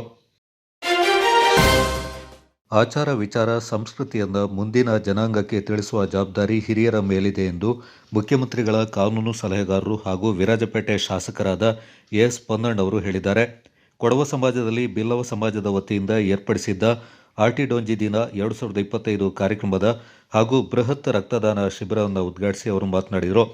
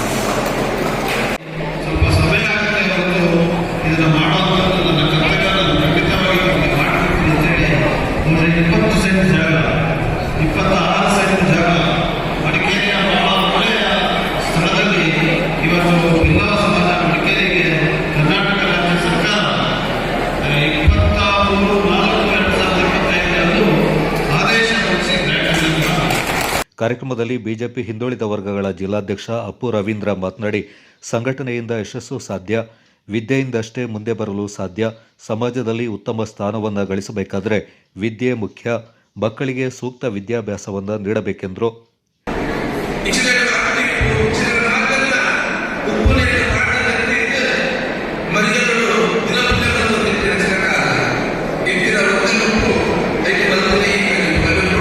ಬಿಲ್ಲವ ಸಂಘದ ಅಧ್ಯಕ್ಷ ಬಿಎಂ ಪ್ರತೀಪ ಮಾತನಾಡಿ, ಬಿಲ್ಲವ ಜನಾಂಗವನ್ನು ಒಗ್ಗೂಡಿಸುವ ಉದ್ದೇಶದಿಂದ ಸಂಘವನ್ನು ಸ್ಥಾಪಿಸಲಾಗಿದೆ ಎಂದರು. ಯೋಗಪಟು ಮದೆನಾಡು ಗ್ರಾಮದ ಕೀರ್ತಿಕುಮಾರ ಮತ್ತು ರೇಣುಕಾ ದಂಪತಿಗಳ ಪುತ್ರಿ ಯೋಗ ಸಾಧಕಿ ಸಿಂಚನ ಯೋಗವನ್ನು ಪ್ರದರ್ಶಿಸಿ ಜನ ಮೆಚ್ಚುಗೆಗೆ ಪಾತ್ರರಾದರು. ಇವರನ್ನು ಬಿಲ್ಲವ ಸಮಾಜದ ವತಿಯಿಂದ ಸನ್ಮಾನಿಸಿ ಗೌರವಿಸಲಾಯಿತು. ಶಾಸಕ ಎಸ್ ಪೊನ್ನಣ್ಣವರು 25,000 ರೂಪಾಯಿ ನೀಡುವ ಮೂಲಕ ಗೌರವಿಸಿದರು. ಈ ಸಂದರ್ಭ ಸಾಧಕರಿಗೆ ಸನ್ಮಾನ, ರಕ್ತದಾನ ಶಿಬಿರದಲ್ಲಿ ಸುಮಾರು 60 ದಾನಿಗಳು ರಕ್ತದಾನವನ್ನು ಮಾಡಿದರು. ನಂತರ ಬಿಲ್ಲವ ಸಮಾಜದ ಮಹಾಸಭೆ ಹಾಗೂ ಸಾಂಸ್ಕೃತಿಕ ಕಾರ್ಯಕ್ರಮ ಜರುಗಿತು. ಕರ್ನಾಟಕದ ಅದರಲ್ಲೂ ಕೊಡಗಿನ ಕಾಫಿ ಬೆಳೆಗಾರರು C&D ಮಾದರಿಯ ಜಮೀನಿನ ಸಂಬಂಧ ಸರ್ಕಾರದ ನೀತಿಗಳಿಂದ ಬಹುದೊಡ್ಡ ಸಮಸ್ಯೆಗಳನ್ನು ಎದುರಿಸ್ತಾ ಇದ್ದು, ಈಗಾಗಲೇ ರೈತರು ಮತ್ತು ರೈತಪರ ಸಂಘಟನೆಗಳು ಹಲವು ಹೋರಾಟಗಳನ್ನು ನಡೆಸಿದರೂ ಕೂಡ ಸರ್ಕಾರ ಅರಣ್ಯ ಇಲಾಖೆಯ ಮೂಲಕ ರೈತರ ಜಮೀನನ್ನು ವಶಪಡಿಸಿಕೊಳ್ಳುವ ಹುನ್ನಾರವನ್ನು ನಡೆಸ್ತಾ ಇದ್ದು, ನಮ್ಮ ಜಿಲ್ಲೆಯ ಬಹುದೊಡ್ಡ ಸಂಖ್ಯೆಯಲ್ಲಿರುವ ಸಣ್ಣ ಹಿಡುವಳಿದಾರರು ಹಾಗೂ ಬೆಳೆಗಾರರಿಗೆ ಮಾರಣಾಂತಿಕವಾಗಿ ಪರಿಣಮಿಸಲಿದೆ ಎಂದು ಬೆಳೆಗಾರ ನಾಪಂಡ ಮುತ್ತಪ್ಪ ಆರೋಪಿಸಿದ್ದಾರೆ. ಈ ಹಿನ್ನೆಲೆ ಆಗಸ್ಟ್ 12ರಂದು ರೈತ ಹೋರಾಟ ಸಮಿತಿ ಕರೆ ನೀಡಿರುವ ಸೋಮವಾರಪೇಟೆ ಬಂದ್ಗೆ ತಮ್ಮ ಸಂಪೂರ್ಣ ಬೆಂಬಲವಿದ್ದು, ತಮ್ಮ ಬೆಂಬಲಿಗರು ಮತ್ತು ಕಾರ್ಯಕರ್ತರು ಹೆಚ್ಚಿನ ಸಂಖ್ಯೆಯಲ್ಲಿ ಪಾಲ್ಗೊಂಡು ಬಂದ್ ಯಶಸ್ವಿಗೊಳಿಸಲು ಸಹಕರಿಸುವಂತೆ ಕರೆ ನೀಡಿದ್ದಾರೆ. ಹಾಗೂ ಸೋಮವಾರಪೇಟೆ ಭಾಗದ ಎಲ್ಲ ವರ್ತಕರು, ವ್ಯಾಪಾರಿಗಳು, ಆಟೋ ಟ್ಯಾಕ್ಸಿ ಚಾಲಕರು ಬಂದ್ಗೆ ಸಹಕರಿಸುವಂತೆ ಕೋರಿದ್ದಾರೆ. ಸೋಮವಾರಪೇಟೆ ರೈತ ಹೋರಾಟ ಸಮಿತಿ ಕರೆ ನೀಡಿರುವ ಮಂಗಳವಾರದಂದು ಸೋಮವಾರಪೇಟೆ ತಾಲೂಕು ಬಂದ್ಗೆ ಜೆಡಿಎಸ್ ಪಕ್ಷ ಸಂಪೂರ್ಣ ಬೆಂಬಲ ನೀಡಲಿದೆ ಎಂದು ಪಕ್ಷದ ತಾಲೂಕು ಅಧ್ಯಕ್ಷ CS ನಾಗರಾಜ್ ತಿಳಿಸಿದ್ದಾರೆ. ಜೆಡಿಎಸ್ ರೈತರ ಪಕ್ಷವಾಗಿದ್ದು, ರೈತರಿಗೆ ಅನ್ಯಾಯವಾದಾಗ ಎಲ್ಲ ಕಾರ್ಯಕರ್ತರು ಹೋರಾಟಕ್ಕೆ ನಿಲ್ಲುತ್ತೇವೆ. ಕೊಡಗಿನಲ್ಲಿರುವ C&D ಭೂಮಿ ರೈತರ ಕೃಷಿ ಭೂಮಿಯಾಗಿದ್ದು, ಅನೇಕ ವರ್ಷಗಳಿಂದ ಕಾಫಿ, ಕಾಳುಮೆಣಸು, ಭತ್ತ, ಏಲಕ್ಕಿ, ತರಕಾರಿ, ಬಾಳೆ ಗಿಡಗಳನ್ನು ಬೆಳೀತಾ ಇದ್ದಾರೆ ಎಂದರು. ಬಸ್ಸನ್ನು ತೆಗಿತಾ ಇದ್ದಾರೆ. ಹಾಗಾದರೆ ಸಮಾಜ ಇವರು ಏನು ಅರಣ್ಯ ಇಲಾಖೆಯವರು ಯಾವ ವರದಿಯ ಆಧಾರದ ಮೇಲೆ ಅದನ್ನು ಕೃಷಿಗೆ ಯೋಗ್ಯವಲ್ಲದ ಭೂಮಿ ಅಂತ ಹೇಳ್ತಾರೆ? ಅದು ಅವರಿಗೆ ಗೊತ್ತಾಗಬೇಕಷ್ಟೇ. ಸರ್ಕಾರ ಕೂಡ ಅಷ್ಟೇ ಯಾವುದೇ ಯೋಜನೆಗಳನ್ನು ಕೊಟ್ಟರೂ ಕೂಡ ಪರಿಪೂರ್ಣವಾಗಿ ಮಾಡ್ತಾ ಇಲ್ಲ. ಈ ಹೋರಾಟ ಇತ್ತೀಚಿನ ದಿನಗಳಲ್ಲ, ಭಾಳಷ್ಟು ವರ್ಷಗಳಿಂದ ಕೂಡ ನಡೆದು ಬಂದಿದೆ. ವಿಶೇಷವಾಗಿ ಕೊಡಗು ಜಿಲ್ಲೆಯಲ್ಲಿ ಹೆಚ್ಚಾಗಿ ನಮ್ಮ ಈ ಸೋಮನಪೇಟೆ ತಾಲೂಕಿನ ಶಾಂತಳ್ಳಿ ಭಾಗದಲ್ಲಿ ಭಾಳಷ್ಟು ಲ್ಯಾಂಡ್ಗಳು ಕೂಡ ಇವತ್ತು CNT ಲ್ಯಾಂಡ್ ಅಂತ ಅವರು ಪರಿಗಣಿಸಿದ್ದಾರೆ. ಆದರೆ ಇತ್ತೀಚೆಗೆ ಪುನಃ ಮತ್ತೊಂದು ಕಾನೂನು ತಂದಿದ್ದಾರೆ. ಅದೇ ಜಾಗವನ್ನು ನಿಮಗೆ ಗುತ್ತಿಗೆ ಆಧಾರದಲ್ಲಿ ಕೊಡ್ತೀವಿ ಅಂತ. ಗುತ್ತಿಗೆ ಆಧಾರದಲ್ಲಿ ಕೊಡೋದಾದ್ರೆ CNT ಲ್ಯಾಂಡ್ ಆಗೋದಿಲ್ಲ. 30 ವರ್ಷಗಳ ಕಾಲ ಅದನ್ನು ಗುತ್ತಿಗೆ ಕೊಡ್ತಾರಂತೆ, ಆಗ CNT ಲ್ಯಾಂಡ್ ಆಗೋದಿಲ್ಲ. ಎರಡನೇದಾಗಿ ಏನು ಸರ್ವೆ ನಂಬರ್ ಇದೆ, ಆ ಸರ್ವೆ ನಂಬರಲ್ಲಿ ಸುಮಾರು 100 ಅರ್ಜಿಗಳಲ್ಲಿ ಸಾಕಷ್ಟು 60 ಅರ್ಜಿಗಳನ್ನು ಅವರು ಪಠ್ಯಗಳು ವಿತರಿಸಲಾಗಿದೆ. ಉಳಿದ 40 ಭಾಗಗಳಿಗೆ ಅದು CNT ಲ್ಯಾಂಡ್ ಅಂತ ಹೇಳ್ತಾರೆ. ಇವರ ಕಾನೂನುಗಳು ಅಂದರೆ ಗೋಷ್ಠಿಯಲ್ಲಿ ಜೆಡಿಎಸ್ ಪ್ರಮುಖರಾದ ಪ್ರವೀಣ್ ಕುಮಾರ್, ವಿಜೇಶ್, ಜಯಾನಂದ, ನವೀನ್ ಪಾಲ್ಗೊಂಡಿದ್ದರು. ಚೆಯ್ಯಂಡಾಣೆಯ ನರಿಯಂದಡ ಕೇಂದ್ರ ಪ್ರೌಢಶಾಲೆಯ 2024-25 ವಿಶೇಷ ಮಹಾಸಭೆ ಎಸ್ಟಿಎಂಸಿ ಅಧ್ಯಕ್ಷರಾದ ಚೇನಣ್ಣ ಗಿರೀಶ್ ಪೂಣಚ ಅಧ್ಯಕ್ಷತೆಯಲ್ಲಿ ನಡೆಯಿತು. ಶಾಲೆಯ ಸಭಾಂಗಣದಲ್ಲಿ ಸಭೆ ಆರಂಭವಾಗ್ತಾ ಇದ್ದಂತೆ ಶಾಲೆ ಮುಚ್ಚಲು ಆಡಳಿತ ಮಂಡಳಿ ಕಾರಣ ಅಂತ ಅಸಮಾಧಾನ ಹೊರಹಾಕಿದ ಸದಸ್ಯರು ಸಭೆಯಲ್ಲಿ ಗದ್ದಲ ಸೃಷ್ಟಿ ಮಾಡಿ ಆಕ್ರೋಶ ವ್ಯಕ್ತಪಡಿಸಿದ ಪ್ರಸಂಗ ನಡೆಯಿತು. ಇದಕ್ಕೆ ಪ್ರತಿಕ್ರಿಯಿಸಿದ ಅಧ್ಯಕ್ಷ ಗಿರೀಶ್ ಪೂಣಚ, ವಿದ್ಯಾರ್ಥಿಗಳ ಕೊರತೆಯಿಂದ ಸರ್ಕಾರ ಶಾಲೆಯನ್ನು ಮುಚ್ಚಿದೆ ಹೊರತು ನಾವು ಮುಚ್ಚಿಲ್ಲ ಅಂತ ಸ್ಪಷ್ಟನೆ ನೀಡಿದರು. ಸರ್ಕಾರದಿಂದ ಬಂದ ಆದೇಶ ಪತ್ರವನ್ನು ಶಿಕ್ಷಕಿ ಹೇಮಾ ಮಾಲಿನಿ ಸಭೆಯಲ್ಲಿ ಮಂಡಿಸಿದ್ರು. ಬಿಟ್ಬಿಟ್ರು, ಯಾಕಂದ್ರೆ ಅಧ್ಯಕ್ಷರು ಹಾಗೂ ಆಡಳಿತ ಮಂಡಳಿ ಇದೆಯಲ್ಲ ಅಂತ ಹೇಳ್ಬಿಟ್ಟು ಸುಮ್ಮನೆ ಆಗ್ಬಿಟ್ರು. ಯಾವುದು 15 ಎಕರೆಲ್ಲೂ 15 ಎಕರೆ ಹಾಗೂ ಆಡಳಿತ ಮಂಡಳಿ ಹೆಸರೇ ಇರೋದು, ಹಂಗೆ ಬಂದಿದೆ. ಆದರೆ ಅದನ್ನೇ ಈಗ ತೆಗಿಯೋಕ್ಕೆ ನಾವು ಲಾಸ್ಟ್ ಟೈಮ್ ಈಗ ಅವ್ರು ಕೇಳಿದಾಗ 15 ಎಕರೆ ಇದೆಯಾ ಅಂತ ಹೇಳೋದು, ಅದನ್ನ ಪರ್ಟಿಕ್ಯುಲರ್ ಆಗಿ ಹೇಳಿದ ಅಧ್ಯಕ್ಷರೇ 15 ಎಕರೆ ಪರ್ಟಿಕ್ಯುಲರ್ 15 ಎಕರೆ ಇಲ್ಲ ಹೋಗಿ ಅಂತ. ಮೆಡ್ರಾಸ್ ಹೈಕೋರ್ಟ್ ಸೇಮ್ ಜಜ್ಮೆಂಟ್ ಇದೆ. 65 ಎಕರೆ ಕೊಟ್ಟಿದ್ರು, ಸ್ಕೂಲ್ ಮಾಡ್ತೀವಿ ಅಂತ ಹೇಳಿದ್ರು, ಆಮೇಲೆ ಸ್ಕೂಲ್ ಆಗ್ಲಿಲ್ಲ. Purpose is not serve, land was given back. Residential come day school ಇದೆ, ಅದು ಊರಿನವರಂತ ಒಂದು ಒಳ್ಳೆಯ ವಿದ್ಯಾಸಂಸ್ಥೆ, ಒಂದು ಪ್ರತಿಷ್ಠಿತ ಯಾವುದಾದ್ರು ಒಂದು ವಿದ್ಯಾಸಂಸ್ಥೆಗಳು ಬಂದರೆ ಸೊ ನಾವು ಅದಕ್ಕೆ ಅಪ್ರೋಚ್ ಮಾಡಬೇಕು. ಇವಾಗ ಲಾಸ್ಟ್ ಟೈಮ್ BGS ಅಂತ ಹೇಳಿದ್ರು, ಅದೇ ಥರ ತುಂಬ ವಿದ್ಯಾಸಂಸ್ಥೆಗಳಿದೆ. ಇವಾಗ ಬಿಟ್ಕೊಡ್ಬೇಕು ಒಂದು 30 ವರ್ಷ ಒಂದು ಎಜುಕೇಷನ್ ಯಾವುದೋ ಇದರಲ್ಲಾದ್ರೂ ಒಂದು 30 ವರ್ಷ ಲೀಸ್ ಇರುತ್ತೆ ಅಂದರೆ ಆಮೇಲೆ ನಮ್ಮ ಇದಕ್ಕೆ ಬರುತ್ತೆ. ಯಾಕಂದರೆ ಒಬ್ಬ ಇನ್ವೆಸ್ಟ್ ಮಾಡ್ತಾನೆ ಅಲ್ಲ, ಯಾವುದೋ ಒಂದು ಅಥವಾ ಸರ್ಟನ್ ಮಿನಿಮಮ್ ಚಾರ್ಜಸ್ ಏನೋ ಒಂದು ನಾವೇನು ನಮ್ಮ ಜನರಿಗೆ ಯಾರಿಗೂ ಕಷ್ಟದಿಂದ ಹೊರಗೆ ಬರೋಷ್ಟು ನಮಗೆ ಸಿಕ್ಕಿದ್ರೆ ಸಾಕು. ಬಗ್ಗೆ ಉಲ್ಲೇಖ 1 ರನ್ಮಯ್ಯ, ಜಿಲ್ಲಾ ಉಪನಿರ್ದೇಶಕರು, ಆಡಳಿತ ಶಾಖೆ, ಕೊಡಗು ಜಿಲ್ಲೆ.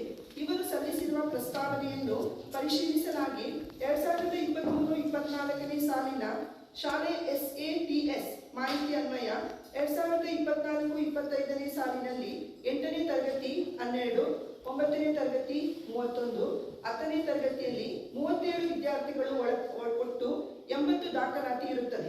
ಬಟ್ಟಿಯಂಡ ಕುಟುಂಬಸ್ಥರ ಪರವಾಗಿ ಸದಸ್ಯ ಜಯರಾಮ್ ಹಾಗೂ ಅನು ಅಶೋಕ್ ಮಾತನಾಡಿ, ನಮ್ಮ ಕುಟುಂಬದ ಹಿರಿಯರು ಶಾಲೆಗೆ ದಾನವಾಗಿ ನೀಡಿದ್ದ ಜಾಗವನ್ನ ಶಾಲೆ ಮುಚ್ಚಿದ ಕಾರಣದಿಂದ ಹಿಂದಕ್ಕೆ ನೀಡಬೇಕೆಂದು ಒತ್ತಾಯಿಸಿದರು. ಬಿದ್ದಂಡ ರಾಜೇಶ್ ಅಚ್ಚಯ್ಯ ಮಾತನಾಡಿ, ಶಾಲೆಗೆ ದಾನವಾಗಿ ನೀಡಿದ 15 ಎಕರೆ ಜಾಗದಲ್ಲಿ 14 ಎಕರೆ 75 ಸೆಂಟ್ ಮಾತ್ರ ಇದೆ. ದಾಖಲೆ 15 ಎಕರೆ ಇದೆ, ಉಳಿದ ಜಾಗ ಒತ್ತುವರಿಯಾಗಿದೆ ಎಂದು ಆರೋಪಿಸಿದರು. ಬವೇರಿಯಂಡ ನಾಚಪ್ಪ ಮಾತನಾಡಿ, ಶಾಲೆ ಸರ್ಕಾರದ ಆದೇಶ ಪ್ರಕಾರ ಮುಚ್ಚಿದೆ. ಮುಂದಕ್ಕೆ ಇಲ್ಲಿ ಒಳ್ಳೆಯ ಯಾವುದಾದ್ರೂ ಪ್ರತಿಷ್ಠಿತ ವಿದ್ಯಾಸಂಸ್ಥೆ ಬಂದರೆ ನಾವು ಅದಕ್ಕೆ ಬೆಂಬಲ ನೀಡಬೇಕು. ನಮ್ಮ ಗ್ರಾಮದ ಪ್ರಕೃತಿ ಸೌಂದರ್ಯವನ್ನು ಎಲ್ಲರೂ ಕೂಡ ಇಷ್ಟಪಡ್ತಾರೆ. ಜನರು ಪಟ್ಟಣಕ್ಕಿಂತ ಹೆಚ್ಚಾಗಿ ಗ್ರಾಮೀಣ ಭಾಗವನ್ನು ಆಯ್ಕೆ ಮಾಡಿ ಹೆಚ್ಚು ಒತ್ತು ನೀಡ್ತಾ ಇದ್ದಾರೆ ಅಂತ ಅಭಿಪ್ರಾಯ ವ್ಯಕ್ತಪಡಿಸಿದರು. ಅಕ್ಟೋಬರ್ 2ರಿಂದ ಪೊನ್ನಂಪೇಟೆ ಕರ್ನಾಟಕ ಪಬ್ಲಿಕ್ ಶಾಲಾ ಮೈದಾನದಲ್ಲಿ ಕೊಡವ ಕೌಟುಂಬಿಕ ವಾಲಿಬಾಲ್ ಮತ್ತು ಥ್ರೋಬಾಲ್ ಚಿರಿಯಪಂಡ ಕಪ್ ಆಯೋಜಿಸಲಾಗಿದೆ ಎಂದು ಚಿರಿಯಪಂಡ ಸ್ಪೋರ್ಟ್ಸ್ ಕಮಿಟಿ ಉಪಾಧ್ಯಕ್ಷ ಚಿರಿಯಪಂಡ ರಾಜ ನಂಜಪ್ಪ ತಿಳಿಸಿದ್ದಾರೆ. ಅಕ್ಟೋಬರ್ 5ರವರೆಗೆ ನಡೆಯಲಿರುವ ಟೂರ್ನಿಯಲ್ಲಿ ಕೊಡವ ಜನಾಂಗದ ಆಟಗಾರರು ಪಾಲ್ಗೊಳ್ಳಲಿದ್ದಾರೆ. 2ನೇ ವರ್ಷದ ಪುರುಷರ ವಾಲಿಬಾಲ್ ಮತ್ತು ಮಹಿಳೆಯರಿಗೆ ಥ್ರೋಬಾಲ್ ಟೂರ್ನಿ ನಡೆಯಲಿದೆ ಎಂದು ಸುದ್ದಿಗೋಷ್ಠಿಯಲ್ಲಿ ತಿಳಿಸಿದರು. ಪುರುಷರ 6 ಜನರ ತಂಡ ವಾಲಿಬಾಲ್ನಲ್ಲಿ ಪಾಲ್ಗೊಳ್ಳಬಹುದಾಗಿದೆ. ಥ್ರೋಬಾಲ್ನಲ್ಲಿ 7 ಜನರು ಪಾಲ್ಗೊಳ್ಳಬಹುದೆಂದರು. ವಾಲಿಬಾಲ್ ಆಟಕ್ಕೆ ಹೆಚ್ಚು ಪ್ರೋತ್ಸಾಹ ಸಿಗ್ತಾ ಇದೆ. ಈ ನಿಟ್ಟಿನಲ್ಲಿ 2ನೇ ವರ್ಷದ ಟೂರ್ನಿಯಲ್ಲಿ ಚೆರಿಯಪಂಡ ಕುಟುಂಬ ಆಯೋಜನೆ ಮಾಡ್ತಾ ಇದೆ ಎಂದು ತಿಳಿಸಿದರು. ನಮಗೆ ಪೊನ್ನಂಪೇಟೆ ಜೂನಿಯರ್ ಕಾಲೇಜಿನ ಗ್ರೌಂಡ್ ಅನ್ನು ಅಕ್ಟೋಬರ್ 2, 3, 4, 5 ರೆಡಿ ಮಾಡ್ತಾ ಇದ್ವಿ. ಅದೇ ರೀತಿ ನಾವು ವಾಲಿಬಾಲ್ ಜೆಂಟ್ಸ್ ಅದು 2 ಕಾಲದಲ್ಲಿ ಲಾಂಗ್ ಪೀಸ್, ಲೇಡೀಸ್ಗೆ ಥ್ರೋಬಾಲ್ ಈ ವರ್ಷ ಹೊಸದಾಗಿ TFL ಫ್ಯಾಮಿಲಿ ಸ್ಟಾರ್ಟ್ ಮಾಡ್ತಾ ಇರೋದು. ಅದರಿಂದ ಹೊಸದಾಗಿ ಮಾಡ್ತಾ ಇದ್ವಿ. ಅದಕ್ಕೆ ಗ್ರೌಂಡ್ ಫೀಸು ಅನುಸಾರವಾಗಿ ನಿಗದಿಪಡಿಸಿದ್ದೇವೆ.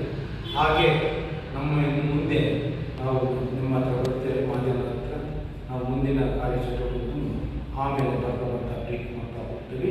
ಈಗ ನಮ್ಮ ಗ್ರೌಂಡ್ ಅಲ್ಲಿ ನಮ್ಮ ಯಾರಾದರೂ ಗ್ರೌಂಡ್ ಫೀಸ್ ಕಟ್ಟಬೇಕಲ್ಲ,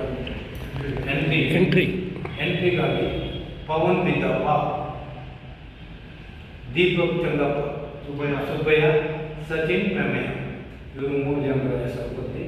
ಕಾರ್ಯದರ್ಶಿ ಪವನ್ ಬಿದ್ದಪ್ಪ ಮಾತನಾಡಿ, ಮಹಿಳೆಯರಿಗೆ ಕ್ರೀಡೆಯಲ್ಲಿ ಪ್ರೋತ್ಸಾಹ ನೀಡಲು ಥ್ರೋಬಾಲ್ ಟೂರ್ನಿಯಿಂದ ವಾಲಿಬಾಲ್ ಆಟದ ಸಮಯದಲ್ಲಿಯೇ ನಡೆಸಲಾಗ್ತಾ ಇದೆ. ಈಗಾಗಲೇ ಹಾಕಿಯಲ್ಲಿ ಸಾಕಷ್ಟು ಮಹಿಳೆಯರು ಸಾಧನೆ ತೋರಿದ್ದಾರೆ. ಕ್ರಿಕೆಟ್ನಲ್ಲಿ ಪ್ರತ್ಯೇಕ ಮಹಿಳಾ ಕಪ್ ನಡೆಸಲಾಗ್ತಾ ಇದೆ. ಇದರಿಂದಾಗಿ ಚಿರಿಯಪಂಡ ಕುಟುಂಬ ವಿಶೇಷ ಚಿಂತನೆ ನಡೆಸಿ ಮಹಿಳೆಯರಿಗೆ ಪ್ರೋತ್ಸಾಹ ನೀಡಲಾಗ್ತಾ ಇದೆ ಎಂದರು. ಅಕ್ಟೋಬರ್ 2-3-4 ಮಾಡಿ ಟೂರ್ನಮೆಂಟ್ ನಡೆಸುವಾಗ ಯೋಚನೆ ಮಾಡಿದ್ದೇವೆ. ಆ ಸಮಯದಲ್ಲಿ ಎಲ್ಲ ಆ ಕಾಲೇಜುಗಳಿಗೆ ರಜೆವೂ ಇರ್ತದೆ. ಆದ್ದರಿಂದ ನಮ್ಮ ಕೊಡವ ಫ್ಯಾಮಿಲಿ ಏನು ಕಮ್ಮಿ ಇದ್ದರೂ 300ಕ್ಕೆ ಕಮ್ಮಿ ಫ್ಯಾಮಿಲಿ ಮೇಲೆ ಜಾಸ್ತಿ ನಾವು ಗೋಷ್ಠಿಯಲ್ಲಿ ಚಿರಿಯಪಂಡ ಕುಟುಂಬದ ಅಧ್ಯಕ್ಷ ಉಮೇಶ್ ಉತ್ತಪ್ಪ, ಉಪಾಧ್ಯಕ್ಷ ಸುಧಾ ಚಂಗಪ್ಪ, ಸ್ಪೋರ್ಟ್ಸ್ ಕಮಿಟಿ ಅಧ್ಯಕ್ಷ ರಾಕೇಶ್ ಪೋಯ್ಯ, ಟೂರ್ನಿ ನಿರ್ದೇಶಕ ದೀಪಕ್ ಸುಬ್ಬಯ್ಯ ಪಾಲ್ಗೊಂಡಿದ್ದರು. ದಾಪಕ್ಲುವಿನಿಂದ ಕೈಕಾಡು ಪಾರಾಣೆ ಮಾರ್ಗವಾಗಿ ವಿರಾಜಪೇಟೆಗೆ ತೆರಳುವ ಮುಖ್ಯ ರಸ್ತೆಗೆ ಬೃಹತ್ ಗಾತ್ರದ ಮರವೊಂದು ಉರುಳಿ ಬಿದ್ದ ಪರಿಣಾಮ ವಾಹನ ಸಂಚಾರಕ್ಕೆ ಅಡಚಣೆ ಉಂಟಾದ ಘಟನೆ ಕೈಕಾಡು ಗ್ರಾಮದಲ್ಲಿ ಭಾನುವಾರ ಸಂಜೆ ನಡೆದಿದೆ. ದಾಪಕ್ಲು ವಿರಾಜಪೇಟೆ ಮುಖ್ಯ ರಸ್ತೆಯ ಕೈಕಾಡು ಗ್ರಾಮದ ಬಳಿ ರಸ್ತೆಯ ಬದಿಯ ತೋಟದಿಂದ ಬೃಹತ್ ಗಾತ್ರದ ಮರವೊಂದು ರಸ್ತೆಗೆ ಅಡ್ಡಲಾಗಿ ಉರುಳಿ ಬಿದ್ದಿದೆ. ಮರ ಬೀಳುವ ಸಂದರ್ಭ ಯಾವುದೇ ವಾಹನ ಸಂಚಾರ ಇಲ್ಲದ್ದರಿಂದ ಅನಾಹುತ ತಪ್ಪಿದಂತಾಗಿದೆ. ರಸ್ತೆಗೆ ಅಡ್ಡಲಾಗಿ ಮರ ಬಿದ್ದ ಪರಿಣಾಮ ಕೆಲಕಾಲ ವಾಹನ ಸಂಚಾರಕ್ಕೆ ಅಡಚಣೆ ಉಂಟಾಗಿತ್ತು. ಮಾಹಿತಿ ತಿಳಿದು ಸ್ಥಳಕ್ಕೆ ಧಾವಿಸಿದ ಪಾರಾಣೆ ಗ್ರಾಮ ಪಂಚಾಯಿತಿ ಅಧ್ಯಕ್ಷ ಪಾಡೆಯಂಡ ಕಟ್ಟಿ ಕುಶಾಲಪ್ಪ ಸ್ಥಳೀಯರ ಹಾಗೂ ಸಾರ್ವಜನಿಕರ ಸಹಕಾರದಿಂದ ರಸ್ತೆಯಲ್ಲಿದ್ದ ಮರವೊಂದ ಯಂತ್ರೋಪಕರಣ ಬಳಸಿ ತೆರವುಗೊಳಿಸುವ ಮೂಲಕ ಸುಗಮ ಸಂಚಾರಕ್ಕೆ ವ್ಯವಸ್ಥೆ ಕಲ್ಪಿಸಿದರು. ಗ್ರಾಮಸ್ಥರಾದ ನಾಯಕಂಡ ಅಮಿತ್, ಕದ್ದಣಿಯಂಡ ಮನು, ಮುಕ್ಕಾಟಿರ ಪುನೀತ್, ಅಪ್ಪನೆರವಂಡ ಕೌಶಿಕ್ ಮತ್ತಿತರ ಪ್ರಮುಖರು ಈ ಸಂದರ್ಭ ಪಾಲ್ಗೊಂಡಿದ್ದರು. ಕೊಡಗು ಚಾನಲ್ ನ್ಯೂಸ್, ಜಕರಿಯಾ, ದಾಪಕ್ಲು. ಸ್ವಾತಂತ್ರ್ಯ ದಿನಾಚರಣೆಯಂದು ಪೊನ್ನಂಪೇಟೆಯಿಂದ ಗೋಣಿಕೊಪ್ಪದವರೆಗೆ ಸ್ಪಿರಿಟ್ ಆಫ್ ಫ್ರೀಡಂ ರನ್ ಆಯೋಜಿಸಲಾಗಿದೆ ಎಂದು ಗೋಣಿಕೊಪ್ಪ ಲಯನ್ಸ್ ಕ್ಲಬ್ ಅಧ್ಯಕ್ಷ ಚೆಪ್ಪುಡಿರ ಪಿ ಬೋಪಣ್ಣ ತಿಳಿಸಿದ್ದಾರೆ. 43ನೇ ವರ್ಷದ ಕಾರ್ಯಕ್ರಮವಾಗಿದ್ದು ಎಲ್ಲ ವಯೋಮಾನದವರಿಗೂ ಅವಕಾಶ ನೀಡಲಾಗಿದೆ. ಆಗಸ್ಟ್ 15ರಂದು ಬೆಳಗ್ಗೆ 6:30ಕ್ಕೆ ಪೊನ್ನಂಪೇಟೆ ಬಸವೇಶ್ವರ ದೇವಸ್ಥಾನ ಎದುರು ಚಾಲನೆ ನೀಡಲಾಗುತ್ತೆ. ಬೆಳಗ್ಗೆ 6:15ಕ್ಕೆ ಸ್ಪರ್ಧಿಗಳು ಜಮಾಯಿಸಬೇಕಿದೆ. ನೋಂದಣಿ ಇಲ್ಲದೆ ನೇರವಾಗಿ ಸ್ಪರ್ಧಿಸಲು ಅವಕಾಶವಿದೆ. ಗೋಣಿಕೊಪ್ಪ ಉಮಾಮಹೇಶ್ವರಿ ಪೆಟ್ರೋಲ್ ಬಂಕ್ ಆವರಣದಲ್ಲಿ ಓಟ ಕೊನೆಗೊಳ್ಳಲಿದೆ ಎಂದು ಸುದ್ದಿಗೋಷ್ಠಿಯಲ್ಲಿ ತಿಳಿಸಿದರು. 4ರಿಂದ 7ನೇ ತರಗತಿ ಬಾಲಕ ಬಾಲಕಿಯರಿಗೆ, 8ರಿಂದ 10ನೇ ತರಗತಿ ಬಾಲಕ ಬಾಲಕಿಯರಿಗೆ, ಕಾಲೇಜು ಮತ್ತು ಸಾರ್ವಜನಿಕ ಪುರುಷ ಮತ್ತು ಮಹಿಳೆಯರಿಗೆ ಹಾಗೂ 60 ವರ್ಷ ಮೇಲ್ಪಟ್ಟ ಹಿರಿಯರಿಗೂ ಕೂಡ ಸ್ಪರ್ಧೆಯಲ್ಲಿ ಅವಕಾಶ ನೀಡಲಾಗಿದೆ ಎಂದರು.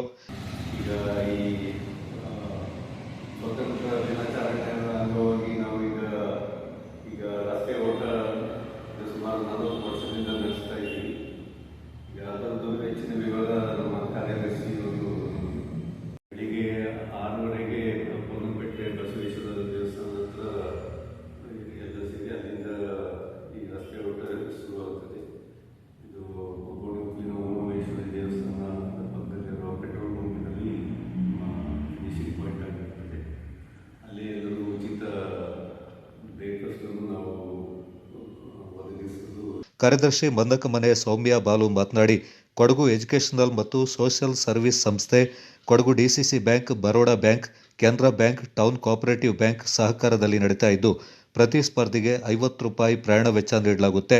ಲೋಪಮುದ್ರಾ ಮೆಡಿಕಲ್ ಸೆಂಟರ್ ವತಿಯಿಂದ ಆಂಬ್ಯುಲೆನ್ಸ್ ಸೇವೆ, ಉದ್ಯಮಿ ಕೊಲ್ಲಿರ ಗಯಾ ಕಾವೇರಪ್ಪ ಅವರು ಉಪಹಾರದ ವ್ಯವಸ್ಥೆಯನ್ನ ಮಾಡಿದ್ದಾರೆಂದರು.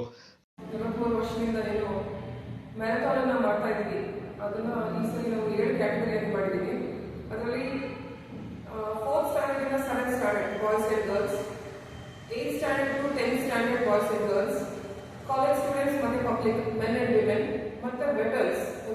60 ಇಯರ್ಸ್ ಇಷ್ಟು ಕ್ಯಾಟಗರಿನ ನಾವು ಬಂದಿದ್ದೀವಿ ಈ ಸರಿ.